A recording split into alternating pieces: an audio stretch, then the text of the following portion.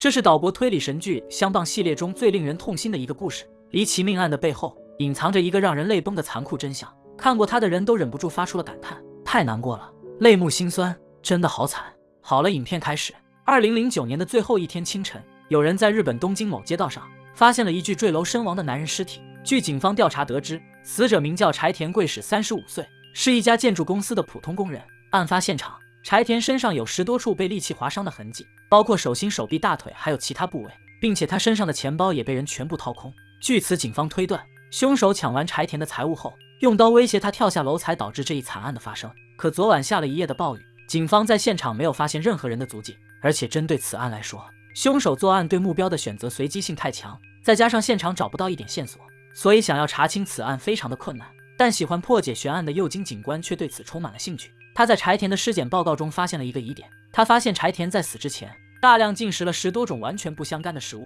这是为什么呢？右京对此感到非常的好奇，他决定好好调查一番。于是他们来到柴田的住所，可房东却说柴田1年前就搬走了，听说他找到了一份包吃住的工作，所以这间房在他搬走之后空了1年，直到昨天才有新租户刚住进来。随后右京找到柴田的哥哥，从他的口中得知，柴田大学毕业后一直没找到合适的工作，所以只能在一家建筑公司当临时工。可1年前，他所在的那家公司因业绩不佳准备大幅裁员，柴田就被推荐到另一家小建筑公司工作。虽然供吃住，但是薪水极低，后来生活实在困难，柴田向哥哥求助借钱，可当时两人的母亲又刚好生病住院，哥哥找借口拒绝了他，还说他不求上进，毫无作为。就这样，柴田说了一句不会再麻烦家人后，头也不回的离开了。从那以后，哥哥再也没有见过柴田，也没有主动联系过他。紧接着，右京调查到，柴田在今年7月份的时候，到租赁公司租下过一个集装箱。他们来到公司询问，发现确有此事。然而据负责人所说，柴田的租赁合同早在11月的时候就被他们强制解约，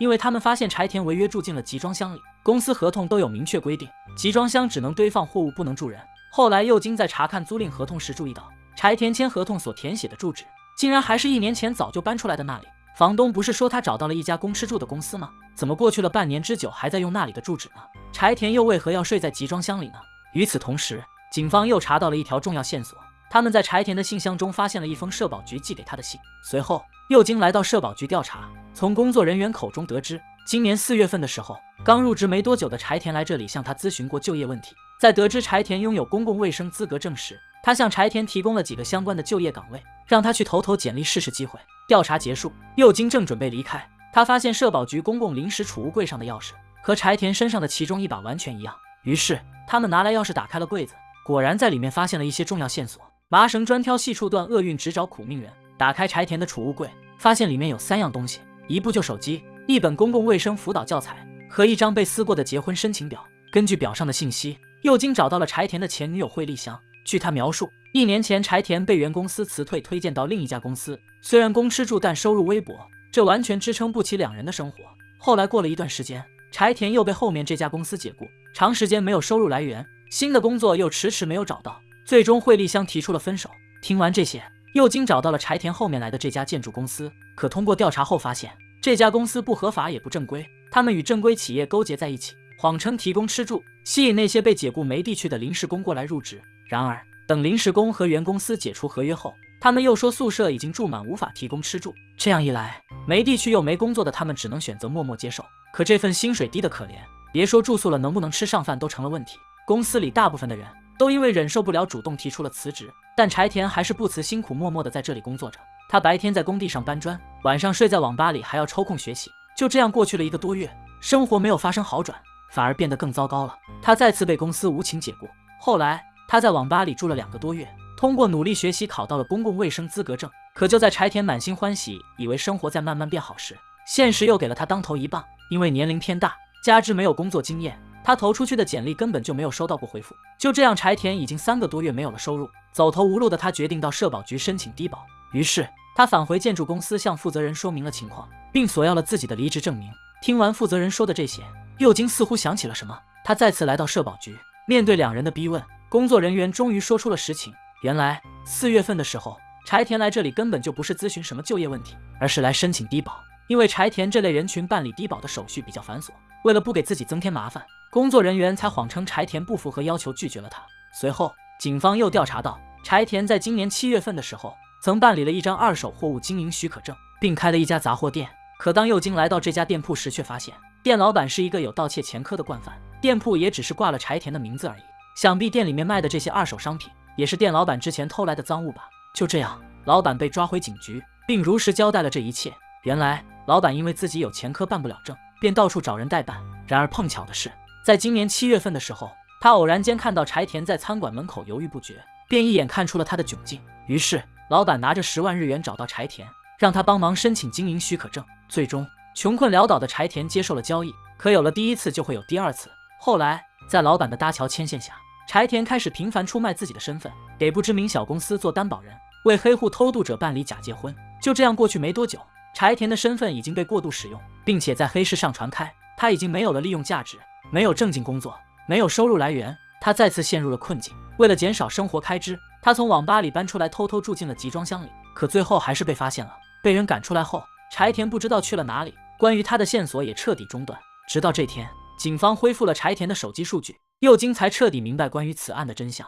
右京警官拿过数据一看，彻底明白了所有真相。柴田手机里的备忘录上记满了各种小吃店的名字。随后，右京拿着名单开始一一走访这些店铺。果然不出他所料，这些店铺都有一个共同点，那就是他们都为顾客提供了免费试吃的食品。看来柴田在去世之前就是靠吃这些免费食品苟活下来的，难怪他的胃中有10多种完全不相关的食材，原来是这个原因。至于柴田为什么要把这么多小吃店依次记下来呢？很可能是因为他不想频繁到一家去试吃而被商家认出。可无论怎么避免，最终他还是被认了出来。根据柴田手机上的标注记录，右京来到他生前试吃的最后一家店铺，他们拿出照片询问，不料店门口的推销人员一眼就认出了柴田，并且他还说，这人已经来我们店里试吃过3次了，但1次都没有买过，所以他来那天我还嘲讽了他好几句。调查至此，右京已经推理出是谁杀害了柴田。他将柴田的哥哥叫来案发现场，并讲述了柴田近1年的残酷经历。刚毕业就遇到就业困难期，好不容易找到一份工作，却又被公司无情解雇，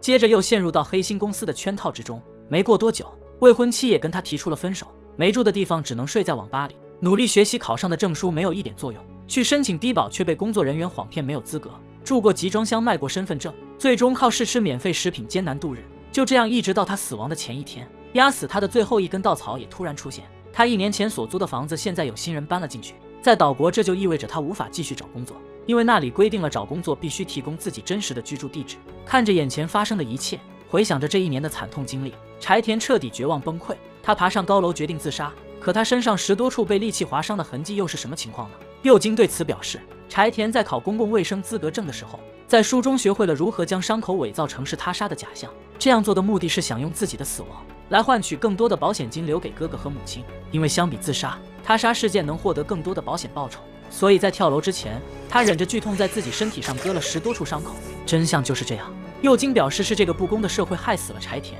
资本家的虚伪玩弄，玩忽职守的社保工作人员，冷漠的群众，还有社会上的灰色地带，他们都是间接害死柴田的真正凶手。虽然他们没有存心作恶，但最终融在一起还是酿成了悲剧。好了，影片到此也就结束了，一个令人心酸又极度真实的案件。正如有些群众所说，有些人光是活着就已经拼尽了全力。听完此话，或许有些人会提出质疑，这种剧情在现实中根本就不会存在。然而，真的是这样吗？柴田就像那社会底层中小人物的真实写照，虽然勤奋努力，但时运不济，最终还是落得一个不好的下场。看完影片，相信不少小伙伴们在柴田的身上看到了自己的影子。他的经历如此真实，就像社会中的你我他一样。虽然社会上存有不公，但是我们还是得正确看待并为之努力，因为再小的烟花也有属于自己最光辉的那一刻。好了，相棒系列在岛国已经可以媲美古田任三郎，相当精彩的一部社会派推理神剧。喜欢此剧的点个赞哦，咱们下期再见吧，拜拜。